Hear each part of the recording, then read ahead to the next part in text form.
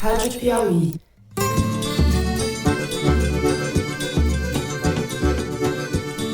Olá, sejam muito bem-vindos ao Foro de Teresina, podcast de política da revista Piauí. A ameaça à realização de eleições é uma conduta antidemocrática. Há coisas erradas acontecendo no país. Eu, Fernando de Barros e Silva, como sempre na minha casa em São Paulo, tenho o prazer de conversar com os meus amigos José Roberto de Toledo, aqui do lado. Fala, Toledo. Opa, Toledo. Que fala, Toledo? Opa, Toledo. Opa, Fernando. Salve, Thaís. Estão muito longe de ser calote. Eles são um título, uma exigibilidade contra o governo brasileiro. Devo, não nego, pagarei assim que puder. E Thaís Bilenque, em Brasília. Salve, Thaís. Salve, salve, Brasil. Você me erre. Ué, presidente? Me erre, meu irmão.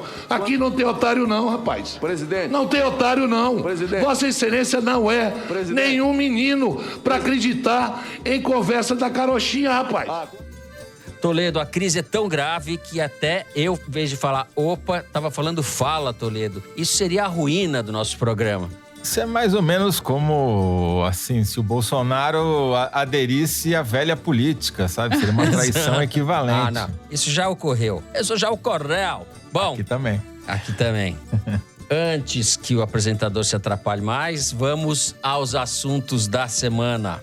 A gente abre o programa com as investidas de Jair Bolsonaro contra a democracia do país e a reação institucional que esses ataques provocaram por parte do presidente do Tribunal Superior Eleitoral, Luiz Roberto Barroso, e do ministro do Supremo Tribunal Federal, Alexandre de Moraes. Investigado e acuado pelos tribunais, Bolsonaro dobra a aposta no caminho do caos, a ponto de dizer em entrevista nesta quarta-feira que o antídoto para o inquérito das fake news, que ele, Bolsonaro, disse ser ilegal, não está dentro das 4 linhas da Constituição. A gente vai discutir qual é o cálculo político do presidente e quais são os riscos para o país.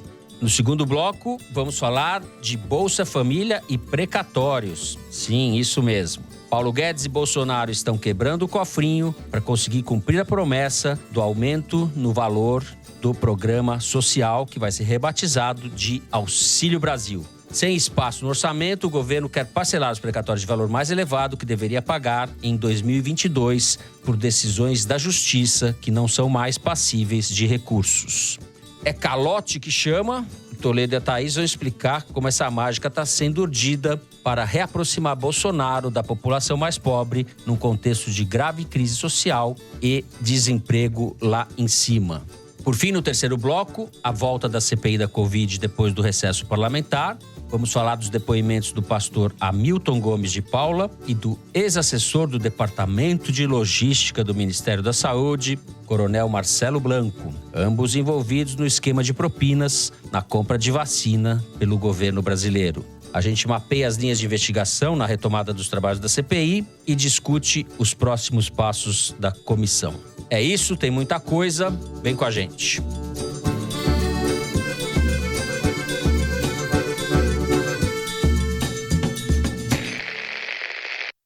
Muito bem, o ministro Alexandre de Moraes, do Supremo Tribunal Federal, decidiu nessa quarta-feira incluir o presidente Jair Bolsonaro como investigado no inquérito das fake news em tramitação na corte. A decisão ocorreu depois que o presidente do Tribunal Superior Eleitoral, Luiz Roberto Barroso, enviou uma notícia-crime ao Supremo contra Bolsonaro para que a conduta dele seja investigada em razão da realização da live sobre o voto impresso e contra as eleições, realizada na semana passada. Barroso havia feito, na sessão de abertura do semestre do TSE, um discurso em que reagiu à altura às ameaças de Bolsonaro sobre a não realização de eleições no ano que vem e as mentiras que também Bolsonaro vem dizendo sobre a ocorrência de fraudes no sistema de voto eletrônico. O presidente rebateu tudo isso em entrevista à Rádio Jovem Pan, onde ele literalmente está em casa, ameaçando reagir fora das 4 linhas da Constituição. Ou seja, fora da legalidade, do campo democrático, do Estado de Direito, tudo isso que ele diariamente luta para sufocar. O tumulto institucional no país está instalado, essa é uma crise contratada para chegar ao ápice na eleição. Mas, suponho eu, pergunto para Thaís, parece que essa crise pode vir antes. seja porque o TSE agora tem instrumentos para fazer avançar a inelegibilidade de Bolsonaro, seja porque Bolsonaro parece querer a todo custo precipitar, além de um tumulto institucional, um tumulto social. Thaís Bilenque, você que está em Brasília, que diz o seu termômetro? Fernando, eu conversei no TSE com uma pessoa envolvida nessas investigações e minha apuração é de que, de fato, se as regras forem mantidas, a chance de haver, de fato, uma complicação para o Bolsonaro em 2022 existe. A gente está falando aqui de 2 procedimentos paralelos, né, que contribuem um com o outro, do Supremo e o do TSE. Bom, o TSE abriu um inquérito de ofício, ou seja, da mesma forma como o Alexandre de Moraes abriu o inquérito das fake news no Supremo, sem a provocação da PGR, da Procuradoria-Geral da República, o TSE fez a mesma coisa. A pedido do Corregedor-Geral do Tribunal, Luiz Felipe Salomão, abriu uma investigação para apurar os ataques do Bolsonaro ao sistema eleitoral de forma geral e atitudes dele que ensejam ataques da militância a não só o sistema eleitoral em si, mas as pessoas que o representam, incluindo aí o presidente do TSE, ministro Luiz Roberto Barroso, mas não só ele. Bom, no TSE tem uma investigação já em curso, com coleta de provas, que consistem não só em depoimentos das pessoas envolvidas, do Bolsonaro e das outras autoridades envolvidas nesse tipo de ataque ao sistema, mas também eventuais medidas cautelares, tipo busca e apreensão, e outras também que sejam necessárias. Minha fonte no TSE disse, inclusive, que qualquer tipo de iniciativa que uma investigação tem pode ser usada.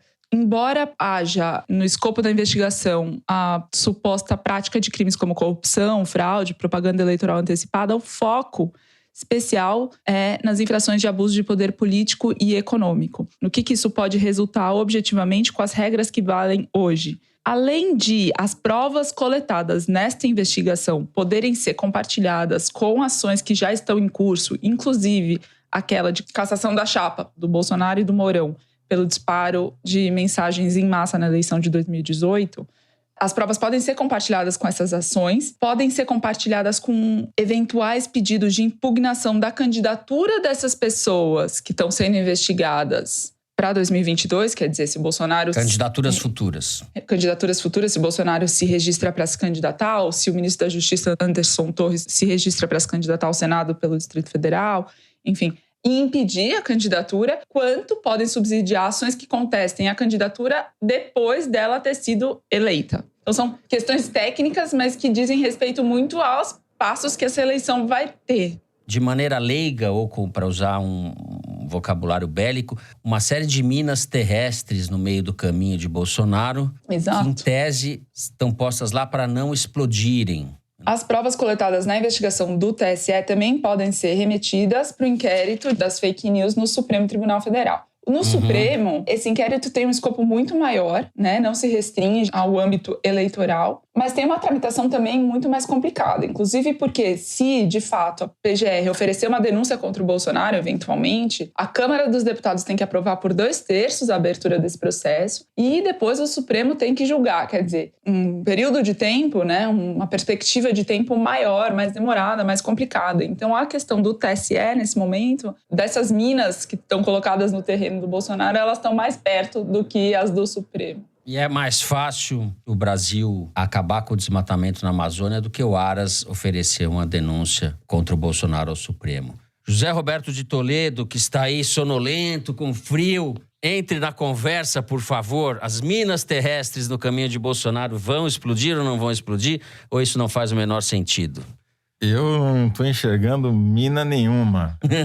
Até porque devem estar enterradas essas minas, né? Estão Então é natural que eu não as veja. Porém, o que eu posso te dizer, Fernando, é que o Bolsonaro está feliz com essa história como se ele tivesse ganho o ouro no surf, a prata no skate e o bronze nos 400 metros com barreira, porque ele conseguiu sair do buraco em que o escândalo das vacinas tinha colocado ele e conseguiu sair com brilhantismo, eu diria, porque a corda que ele usou para sair do buraco foi o voto impresso, que ele chama de voto auditável. Também uma medida muito inteligente, estratégica, eu diria até. Porque quem é contra auditar o voto, né? Ninguém é contra auditar o voto. Essa novilíngua bolsonaresca, ela é muito bem pensada. Não sei se é por ele ou se por alguém que pensa, mas o fato é que funcionou. Só para você ter uma ideia, levantamento aqui da Arquimedes encomendado para o Foro de Teresina,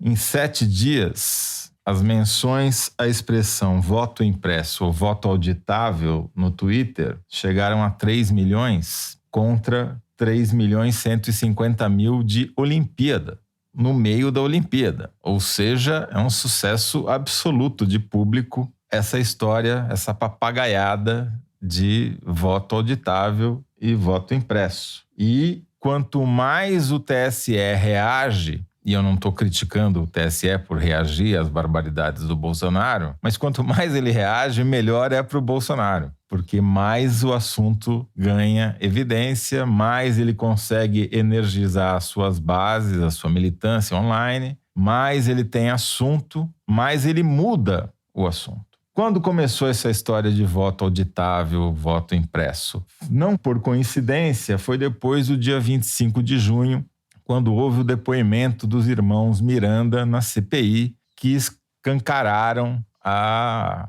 clara tentativa de se roubar dinheiro público, pagando preços absurdos por vacinas que nem sequer existiam. E foi justamente nesse momento em que o Bolsonaro foi jogado num buraco de onde ele não tinha como sair, que ele inventou essa outra história que ninguém estava olhando, que ninguém prestava atenção, que era um não assunto, e conseguiu transformá-la no assunto, num assunto comparável à Olimpíada.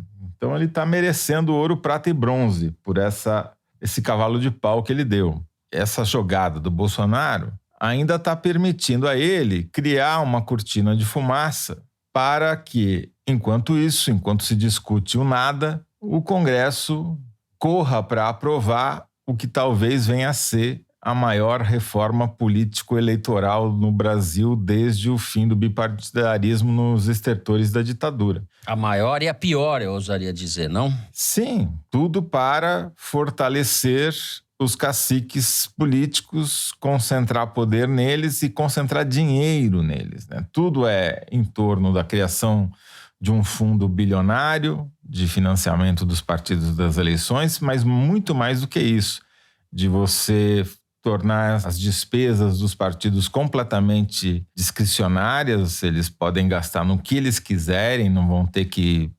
direcionar dinheiro para mulher, negro, pesquisa, nada disso, vai gastar do jeito que eles quiserem. Não vai ser auditado, ou seja, ninguém vai fiscalizar, não vai ter transparência, ou seja, eles vão poder fazer o que eles quiserem e não serão presos, né? É um salvo-conduto para fazer um mensalão elevado à 10.000 potência, entendeu? Vai fortalecer os maiores partidos, os partidos do Arenão e os seus respectivos caciques, porque os grandes ordenadores de despesa dentro da estrutura partidária são os presidentes nacionais. Então vai beneficiar o seu Ciro Nogueira, vai beneficiar o seu Roberto Jefferson, vai beneficiar o seu Valdemar da Costa Neto e todos esses caciques estaduais que também ordenam despesa nos diretórios estaduais dos seus partidos. Com isso daí, ele solapa qualquer chance de impeachment, que nem se fala mais, né? Vamos só registrar. A única ameaça vem justamente do judiciário, por todas essas razões e essas minas terrestres que você e a Thaís acabaram de mencionar, mas que eu acho que ainda são armas que ainda nem sequer tiraram da caixa para valer e que são muito mais para ameaçar, mais um efeito, uma tentativa mal sucedida até agora de dissuadir o Bolsonaro a continuar fazendo o que ele faz. Eu acho que o efeito vai ser contrário do que cancelar o Bolsonaro, propriamente dito. Pode ser que o efeito seja esse mesmo que você falou, e eu concordo com o fato de que ele se apropria do assunto, se apropria da crise e faz ela crescer em seu favor. E arrasta o país para uma discussão bizantina, né? O presidente do TSE, o ministro do Supremo, as pessoas estão discutindo, tendo que explicar que voto eletrônico é confiável, etc, etc. São discussões sobre o nada, como você disse. E o país é arrastado para isso de maneira proposital pelo Bolsonaro. É uma cilada, né? Acontece que essa revigorada do voto impresso, ela volta mais encorpada. Então, o relator Felipe Barros apresentou um novo texto agora que alheia o TSE do processo eleitoral, diz que qualquer investigação sobre o pleito eventual deve acontecer no lugar da votação, na justiça, na primeira instância do lugar onde aconteceu. Diz que o TSE não tem mais autoridade para adotar medidas para assegurar o sigilo do voto, ao contrário. Diz que qualquer pessoa ou partido pode acompanhar a contagem de voto que deve ser feita publicamente. E essas regras, vai ter uma votação na comissão, a depender do resultado vai para plenário, e o Arthur Lira, cujo partido já tinha se posicionado contra o voto impresso, agora se posiciona a favor do voto auditável, cuja diferença o Toledo já explicou a que serve, certo? Sim.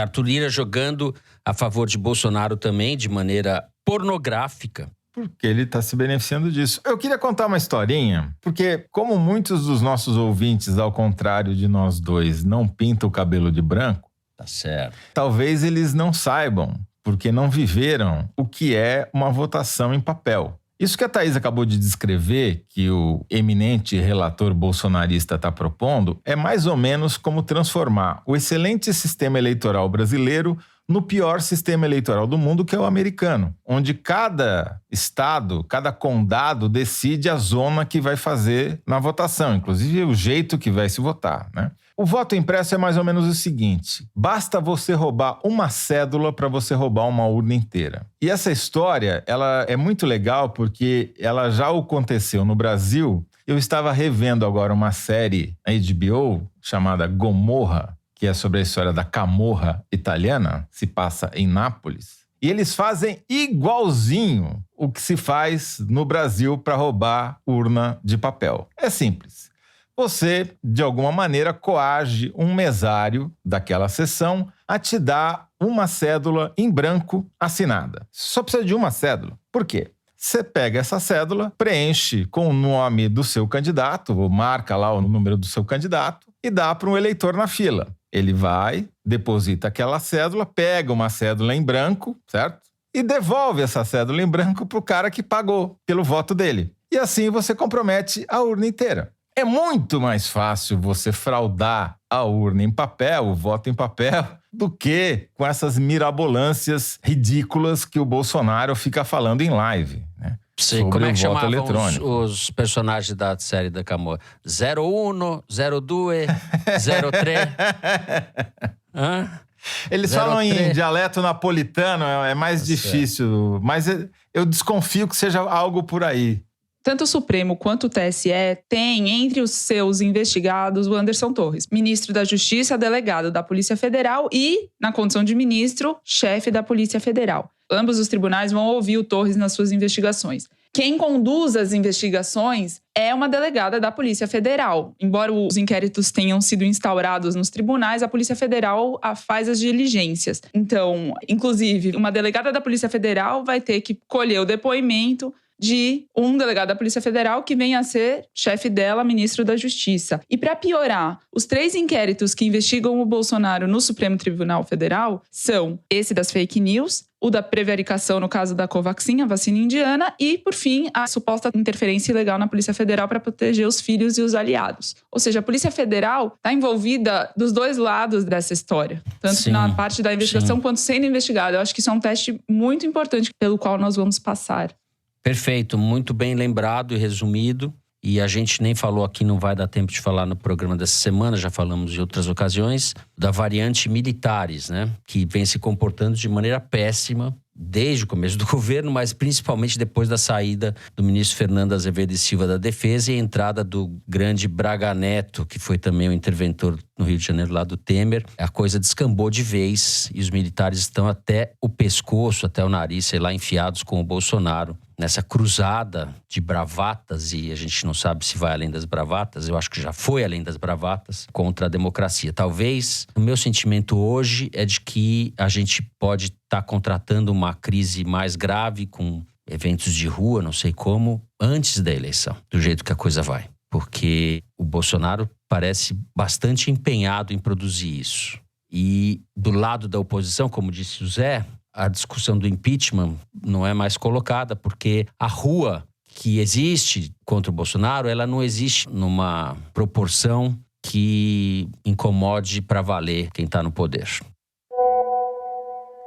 Muito bem, um adendo. Depois que a gente gravou o programa, na tarde de ontem, a crise escalou mais um degrau. O presidente do STF, ministro Luiz Fux, anunciou diante de seus colegas de tribunal que estava cancelado o encontro que haveria entre os chefes de poderes da República. Esse encontro que o próprio Fux havia marcado não aconteceu antes por causa dos problemas digestivos e intestinais de Bolsonaro. Agora, à luz do agravamento da tensão institucional, Fux lembrou em sua fala que havia alertado, e ele usa esse verbo, que sugere que o interlocutor seja uma criança ou alguém inimputável, havia alertado Bolsonaro sobre o necessário e inegociável respeito entre os poderes para a harmonia institucional do país. Fux disse também que o STF segue, de forma coesa, e isso é importante, ao lado da população brasileira em defesa do Estado democrático de direito. Esse Fux destemido, porque ele costuma ser lacônico, abstrato e contemporizador, foi instado pelos colegas a se posicionar sim porque Bolsonaro voltou à carga ontem à tarde numa nova entrevista, ameaçando explicitamente Alexandre de Moraes. A hora dele vai chegar, disse Bolsonaro, com aquele sotaque de miliciano. Não haverá mais o tal converscote institucional entre os chefes de poderes, ainda bem, porque nas atuais circunstâncias seria como tomar chá das 5 na praça de uma cidade sob bombardeio. Nós demos mais uma volta no parafuso de uma crise que ainda vai custar muito para o país. A ver quem serão os bombeiros dessa vez. Dito isso, a gente encerra o primeiro bloco do programa. No segundo, vamos falar de programas sociais, precatórios, calotes, etc. A gente já volta.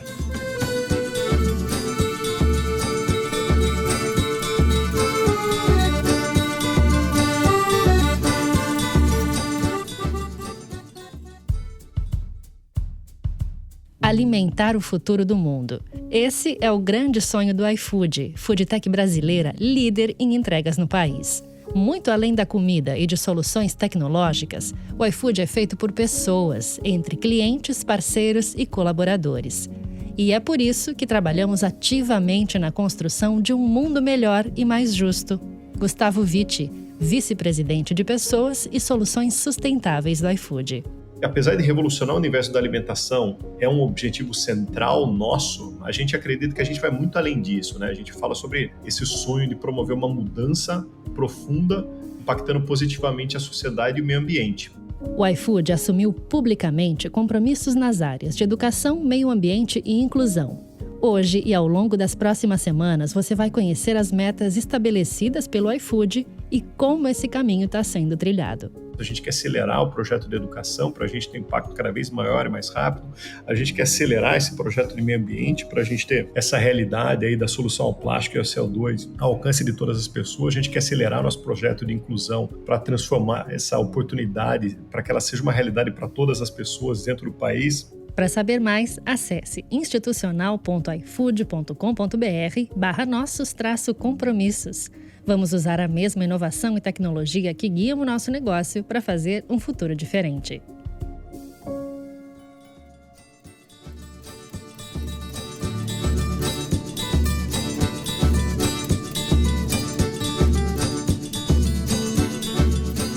Muito bem, vamos falar de programas sociais e falta de dinheiro no Brasil.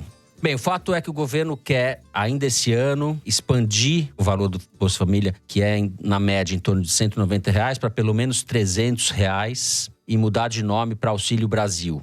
Porém, não há dinheiro para isso, José Roberto de Toledo. A estratégia ou o caminho que o governo está vislumbrando seria dar um calote nos precatórios. Você vai explicar para o nosso ouvinte o que é isso, para abrir espaço e distribuir esse dinheiro entre as pessoas que mais precisam. O problema é que dar calote em precatório tem implicações graves, além da questão do teto de gastos, que também não está bem equacionada. O que vamos ter por aí? Mais uma gambiarra brasileira? Então, Fernando, aquela vitória de ouro, prata e bronze que eu mencionei no primeiro bloco, ela se refere ao mundo virtual, né? Às discussões nas redes sociais, que é onde o governo Bolsonaro opera principalmente. Porém, no mundo real, no mundo onde as pessoas vivem, trabalham ou não, sofrem, nesse Bolsonaro continua perdendo de lavada. Semana sim, semana também, sai pesquisas, essa semana saíram 2, mostrando que a situação dele, na opinião pública, é muito desfavorável, né? Ele não consegue ultrapassar aquele piso que já virou teto de 1/4 do eleitorado que o apoia. Está restrito a esses 25%. Pior do que isso, como mostra, por exemplo, a pesquisa do Datapoder 360, ele tem 60%, 61% de rejeição, o que o torna virtualmente inelegível para um segundo mandato. Se tem 61% de pessoas que não votariam nele de jeito nenhum, você precisa mudar a opinião de uma significativa parte dessas pessoas para que ele se torne elegível, né? A única chance dele conseguir fazer isso, ou a mais viável, é ele mudar o voto econômico, o voto daquelas pessoas que votam com o bolso, porque dependem de dinheiro para sobreviver da mão para a boca, né? Que estão sempre em situação precária de insegurança alimentar, insegurança de renda, etc.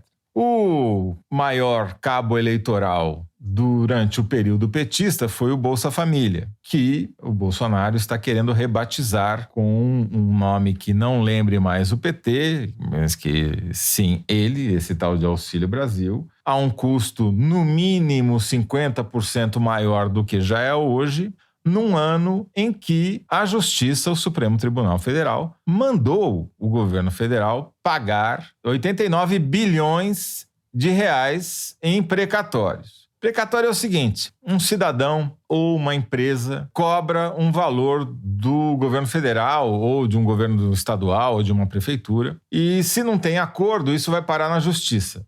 Dependendo se é uma coisa que envolve o governo federal, isso vai acabar no Superior Tribunal de Justiça, no STJ, e se tiver qualquer menção à Constituição, no Supremo Tribunal Federal, que é onde invariavelmente os grandes precatórios vão acabar. Se o governo perde esse julgamento, o tribunal simplesmente manda que o governo pague aquilo que é devido àquele cidadão ou àquela empresa. Aí a defesa do governo interpõe recursos para discutir o valor, arrasta esse processo o máximo que pode, volta lá para o Supremo, para o STJ, eles finalmente decidem qual é o valor da dívida e falam, agora paga. E foi isso que o Supremo fez. Agora paga, seu Paulo Guedes. 89 bilhões no ano que vem, no ano eleitoral. É quase 50% mais do que vai pagar esse ano. É uma pedrada. O Paulo Guedes, que é um cara muito previdente, preocupado com as coisas realmente que importam, chamou de meteoro, porque ele não sabia de onde vinha. Tomou uma bola nas costas que ele não estava esperando, né? Não dá para pagar 89 bi de precatório, pagar 6 bi, 7 bi, 5 bi, sei lá quanto de fundo eleitoral,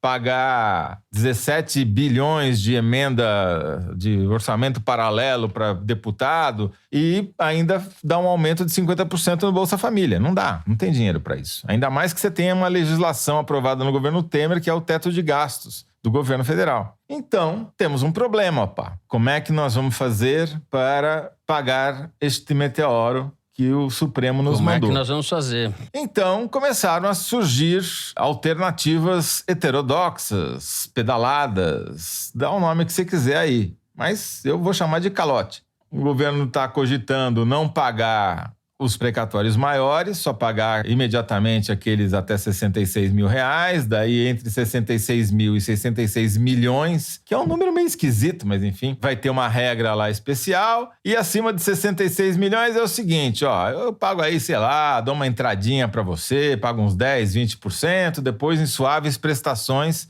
por mais 10 anos, 9, 10 anos, entendeu?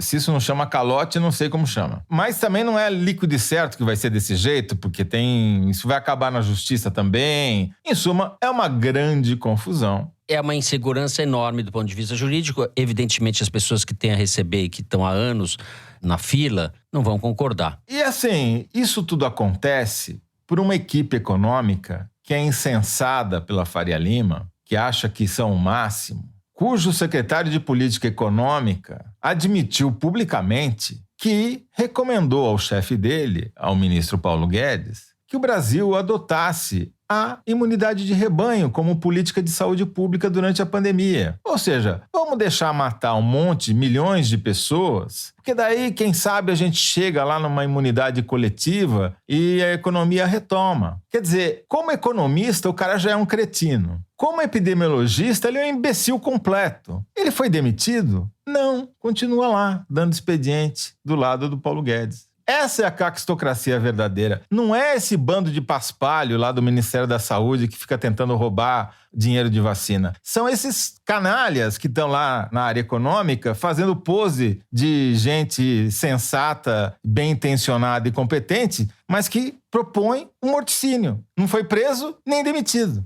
O Paulo Guedes se disse surpreendido com o disparo no valor dos precatórios, mas isso é impossível. É impossível que o ministro da Economia do Brasil tenha sido surpreendido. O Felipe Salto, da Instituição Fiscal Independente do Senado, um economista, lembrou, notou, muito bem notado, que além de a Advocacia Geral da União consolidar e controlar esses dados relativos aos precatórios, os tribunais são obrigados pela Lei de Diretrizes Orçamentárias a informar em junho de todo ano ao governo federal o valor dos precatórios que vai ser cobrado naquele ano. Uma das causas desse aumento tão grande no valor dos precatórios é a mudança do indexador da inflação, que foi decidida pelo Supremo Tribunal Federal em março de 2020. Portanto, a nova fórmula de cálculo para fazer com que esse valor aumentasse tanto aconteceu há 1 ano e meio atrás. A desculpa do Paulo Guedes de dizer que foi surpreendido, que é um meteoro, como se tivesse aparecido agora no céu, não procede. Uma coisa que o Paulo Guedes fez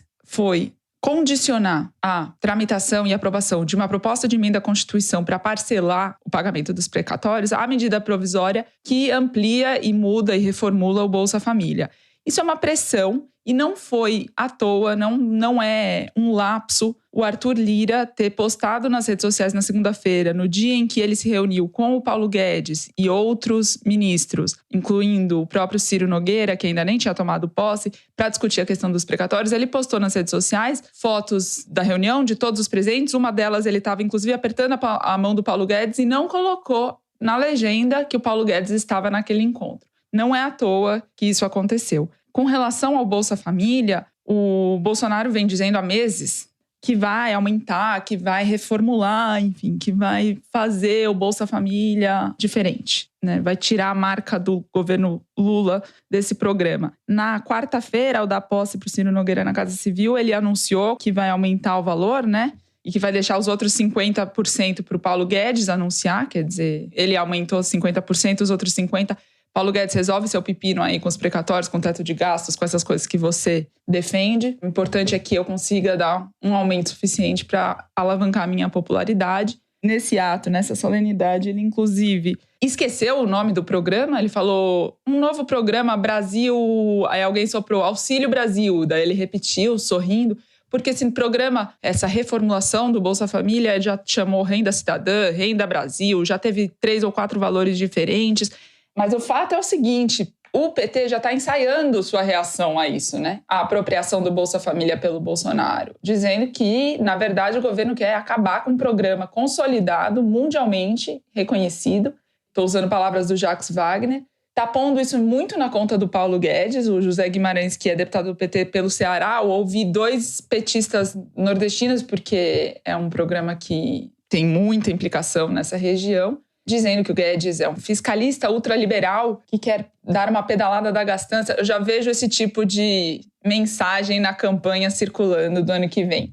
O nosso produtor, Marcos Amoroso, fez um levantamento em relação ao que tem dito Bolsonaro quanto a isso. E ele tem escolhido veículos específicos para se pronunciar sobre Bolsa Família. Ele deu 13 entrevistas desde o dia 20 de julho para rádios e televisões pequenas. Só uma dessas entrevistas foi para uma rede nacional, que é o SBT. Todas as outras são pequenas, são locais. 6 delas no Nordeste. E sempre o Bolsa Família é o assunto principal. Em seguida, ele fala do voto impresso com aquele discurso segundo o qual é a garantia que o Brasil tem para que o sistema eleitoral, que a justiça eleitoral não proteja o Lula e favoreça a eleição do Lula em detrimento da reeleição do Bolsonaro. Portanto, tudo parte de uma engrenagem do Bolsonaro para 2022. Muito bem, isso tudo que vocês falaram aponta para o fato de que Bolsonaro pode estar vivendo agora, do ponto de vista da sua competitividade, um momento mais crítico, por causa de pandemia, crise econômica, etc. Se o Bolsa Família, ou Auxílio Emergencial, ou Auxílio Brasil vingar, ele tem boa chance de se recuperar para o ano que vem. Porque a economia também vai despiorar, pelo menos. Estou sendo muito otimista? Não sei. Otimista não, contrário. Esse cenário... Bom, depende do ponto de vista, né? Mas, não é descartado esse cenário que você acabou de descrever. Agora, eu vou dar um passo antes. Para mim, todo esse esforço dele de ficar dando entrevista para falar de Bolsa Família para o eleitorado do Nordeste, de caçar dinheiro, de dar calote em precatório, tudo isso para viabilizar o tal do Auxílio Brasil, para mim só tem um significado político. Bolsonaro é candidato à reeleição com voto impresso ou com voto eletrônico, certo? Sim, candidato ou seja, concordo completamente. E candidato à eleição e candidato a melar a eleição. Mas a questão que eu coloco é a seguinte. Agora, vamos supor que não dê para furar o teto de gastos, que tenha que pagar todos os 90 bi de precatório e que não sobre dinheiro para ele rebatizar o Bolsa Família e aumentar para R$300 a média do valor pago. Ele ainda será candidato? Ele será. Eu acho improvável isso que você falou. Ele vai conseguir arrumar esse dinheiro. Não, mas eu tô na outra hipótese. Eu acho que ele tá jogando justamente com essas duas possibilidades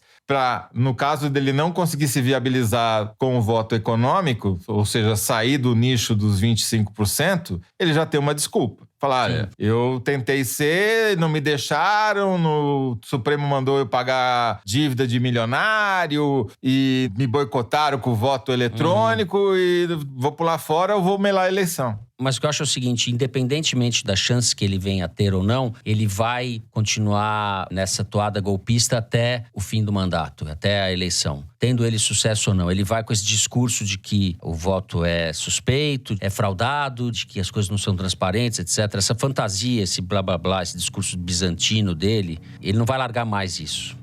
Independentemente do desempenho que ele venha a ter. Não, o meu ponto é que se ele conseguir dar o calote nos precatórios e viabilizar o Auxílio Brasil, o Brasil tem menos risco de ter que lidar com um golpismo do Bolsonaro do que o contrário. Ou seja, a gente tá mal de um jeito ou pior de outro. Eu não sei por que vocês estão tão preocupados. O Fux falou que sempre é tempo de acenar com a moderação. Desculpa, a gente é muito catastrofista, Thaís, você tem toda a razão. O ministro Fuca. O Fux é uma vergonha, né? É um negócio escandaloso. Pior que a gente não pode nem falar isso, Fernando, porque o inimigo dos nossos inimigos é nosso amigo. Tem uma coisa assim, não tem? Não, eu posso falar. O Fux é aquela coisa, aquele contemporizador, aquele sujeito que faz média. É uma espécie de versão judiciária do nosso presidente do Senado, Rodrigo Pacheco. É um blá, blá, blá, rolando leros. Se dependesse do Rodrigo Pacheco, aliás, a CPI não existiria. Como se dependesse do Fux também, o teor da reação aos absurdos que o Bolsonaro vem cometendo seria muito mais brando, né? Enfim.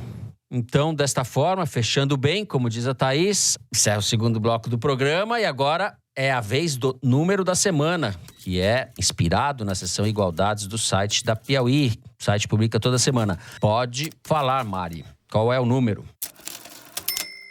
Ainda falando de calote, Fernando.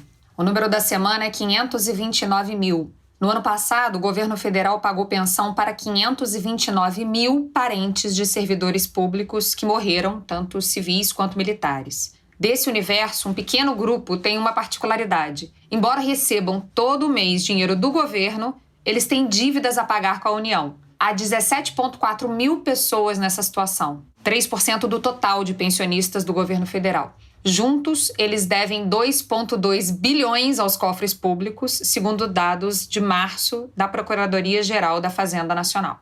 A dívida mais comum é com o leão, com o imposto de renda da pessoa física. E a maioria dos devedores são, veja só, parentes de militares. Assunto preferido do Toledo. Ou seja, eles ganham pensão 2 vezes, é isso? Não, é inacreditável. O cara ganha uma fortuna de pensão, que é muito mais do que a aposentadoria dos seres humanos normais. E ganha e ainda deve.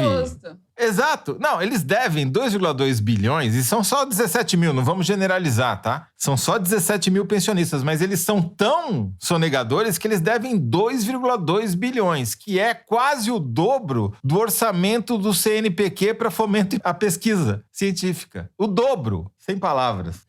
Eu acho que a gente tem que reler o livro, que não é fácil de ler, não, do Raimundo Fauro, sobre os donos do poder. Os estamentos que se juntam que nem craca no Estado e vão fazendo valer seus interesses, e aquilo vai ficando irracional e se confunde com o próprio Estado, e você não tem como desmontar essa meleca. Você vê perspectiva para o Brasil desmontar esse negócio? Nenhuma. E ao contrário, num governo fraco como é o governo Bolsonaro, que faz de conta que não é fraco, que tenta parecer que é forte, esse tipo de benefício tende a aumentar, porque ele fica refém desses grupos de pressão. Montam em cima. Exatamente. É o pessoal das armas. Muito bem, com mais esse dado animador a respeito do futuro do Brasil, a gente encerra o número da semana. Vamos agora para o terceiro bloco. Vamos falar da CPI da Covid. A gente já volta.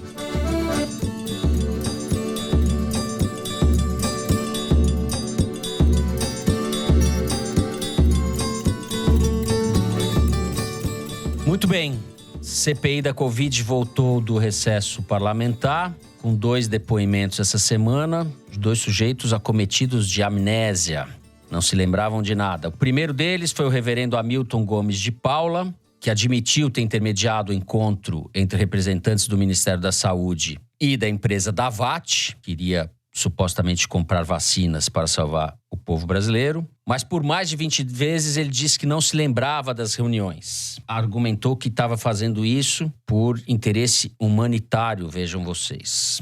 No dia seguinte foi a vez do coronel Marcelo Blanco, era assessor do Departamento de Logística do Ministério da Saúde, cargo que ele deixou em janeiro desse ano. E logo depois abriu uma empresa que, na sequência, teve o seu objeto de ação alterado, passando da atuação no mercado financeiro para o setor de saúde e de medicamentos. O Blanco disse que estava prospectando uma nova atividade laboral, segundo as palavras dele, que ele pretendia atuar no ramo de venda de vacinas para o setor privado. E é assim que ele justifica as conversas pouco republicanas que teve com o policial militar Dominguete, que era o representante da Davat. Enfim, foram depoimentos repletos de mentiras pouco convincentes ou nada convincentes, em alguns casos pateticamente construídas, e depoimentos que não avançaram muito em relação a tudo o que já se sabe. Toledo, tô certo nessa avaliação de que o retorno da CPI não foi em muito grande estilo, não? Olha, Fernando, se esses 2 personagens estivessem numa mesa de bar em Bueno de Andrada, que é um distrito da Grande Matão, onde se vende coxinhas douradas, discutindo a venda de seringas hipodérmicas para a farmácia da esquina, ninguém levaria os 2 a sério. Não tenho adjetivos para qualificar os 2. Impostores, vigaristas. Mas nem como um 71 eles servem, porque não sei quem pode acreditar nesses 2. Esse reverendo, autodenominado, ele tem papel timbrado dessa empresa dele, que tem nome para fazer de conta que é uma coisa oficial, Secretaria Nacional de Assuntos Religiosos, que depois mudou para Secretaria Nacional de Assuntos Humanitários. Ele vai mudando o nome. Não, e daí o papel timbrado dessa coisa tem 6 mil logotipos de órgãos públicos, da ONU, do Escambau A4. É uma coisa assim que nem uma criança do pré-primário vê esse papel e acredita que esse cara não é uma pessoa pilantra. Com problemas. É um pilantra. Entendeu? Problemas estamos nós todos. Isso mostra 2 coisas. Primeiro, o grau de destruição da máquina pública do Ministério da Saúde no meio de uma pandemia que o governo Bolsonaro conseguiu perpetrar. Porque para esses caras serem recebidos e levados a sério e negociarem um contrato da coisa mais importante que tinha para negociar no Brasil, é porque quem está do lado de lá não é para ser levado a sério. Mas isso, de alguma maneira, a gente já sabia, porque outros personagens quetais já tinham desfilado pela CPI, demonstrando toda a sua picaretagem, né? Agora, o que também mostra é que a CPI está ficando sem assunto, né? Porque se esses dois caras foi o melhor que ela conseguiu apresentar depois de semanas de recesso, é porque não tem muita coisa mais a apresentar. Ou não, espero estar enganado, mas... Porque o cara que seria o grande personagem de real interesse essa semana, que é o Max, que é o dono da Precisa, que é efetivamente onde reside Francisco o escândalo. Maximiano. Exatamente. Esse sujeito disse que estava na Índia e não apareceu para depor. Sim. Na quarta-feira. Foi adiado o depoimento dele, para saber se vai aparecer mesmo. O site da Piauí publica essa semana uma reportagem da Ana Clara Costa que conta um pouco mais sobre o Max e pela primeira vez mostra uma foto do Max em ação, porque esse cara é tão dos bastidores, tão do oculto, que nem foto dele tinha, mas ela descolou uma foto dele quando ele vai numa cerimônia para ganhar uma concessão ou uma representação de uma empresa de telefonia. E aí você vê que as implicações desse Max vão muito fundo, porque essa empresa sobre a qual essa reportagem da Ana Clara Costa trata, a X, ó, veja só o nome, X, ela recebeu uma mãozinha de quem? De Flávio Bolsonaro, que levou esse Max e a X para ganhar um empréstimo lá do BNDES.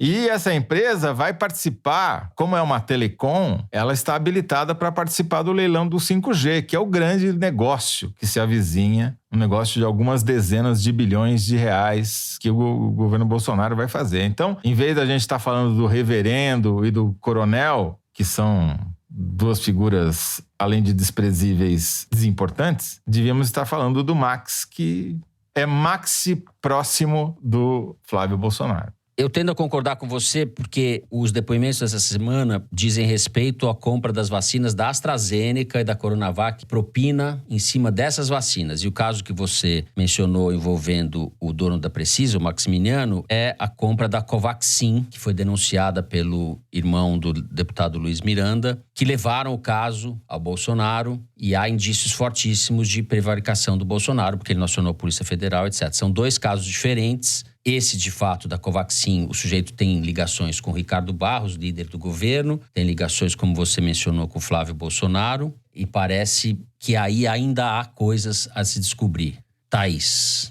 Pois é, no momento em que a CPI volta do recesso ainda aquecendo os tambores, enfim, a Polícia Federal abre um inquérito para apurar vazamento de depoimentos sigilosos prestados à Polícia Federal e repassados à CPI, o que foi visto pelos senadores como uma tentativa de coibir as investigações da comissão. Por exemplo, quando o Globo publicou o depoimento do Luiz Miranda, que você acaba de mencionar, citando o Arthur Lira, que o Pazuello teria dito que o Lira fazia pressão para ele liberar a emenda para municípios de prefeitos aliados. Os senadores alegam que alguns desses depoimentos chegam da Polícia Federal já editados, a polícia reage com a abertura de uma investigação e aí a CPI quer acionar a advocacia do Senado para entrar com habeas corpus no Supremo para suspender o inquérito. Isso se relaciona com o que a gente estava falando anteriormente, a Polícia Federal jogando dos dois lados, enfim, ao mesmo tempo que subsidia a CPI com seus depoimentos, com as suas investigações, também tem outras atuações em que ela tenta cercear a CPI. E aconteceu um outro episódio aí essa semana na CPI, que foi o Randolph Rodrigues presidir a sessão e expulsou o deputado Reinhold Stefani Jr. do Paraná, do Ricardo Barros, mesmo estado, porque ele estava gravando um vídeo ali próximo à presidência da comissão. Até falei com o Randolph para entender por que ele tinha expulsado. Ele disse que nem chegou a ouvir o que o Stefani estava gravando, mas que a assessora dele estava perto, arregalou os olhos e daí ele falou, algum problema, deputado? E aí, enfim, expulsou. Depois a gente viu o vídeo, ele falava que era uma pouca vergonha, que a CPI prestava um desserviço ao país e tal. E a justificativa do Randolph é de que daqui a pouco se começa a deixar essas pessoas tumultuarem, chega a Carla Zambelli, chega outros bolsonaristas ali querendo deslegitimar e, de alguma forma, intimidar a CPI. Eu vejo isso um pouco como um momento assim, de defensiva da CPI, com esse retorno forte do Bolsonaro, com as estratégias, com os ataques que a gente acabou de falar nos outros blocos. Acho que é um momento de reacomodação, essa volta do recesso. O deputado expulso, o Reinaldo Stefanes Júnior, vem a ser filho de um outro ex-deputado federal, Reinaldo Stefanes, que foi ministro da Previdência do governo Fernando Henrique Cardoso. Sim, exatamente. Ou seja, lembrei. é mais uma dinastia da política, da nova política. É novo, né? Porque é Júnior, é novo. Bom, com isso a gente encerra o terceiro bloco do programa e vamos agora para quê? Kinder Ovo? Hoje eu tô me sentindo um pouco derrotado aqui. Acho que a Thaís vai ganhar. Thaís. Torcida cresce, se avoluma a meu favor. Ei, Thaís, cadê você? É uma torcida mais ou menos como aquela das Olimpíadas de Tóquio, né? Tem três gatos pingados Tem 3 gatos pingados no estádio. Né? Thaís, vai lá, tá? É a semana das mulheres na Olimpíada. Eu vou ganhar o ouro, mulherada. Vamos lá. É isso aí. Pode me chamar de Thaís Andrade.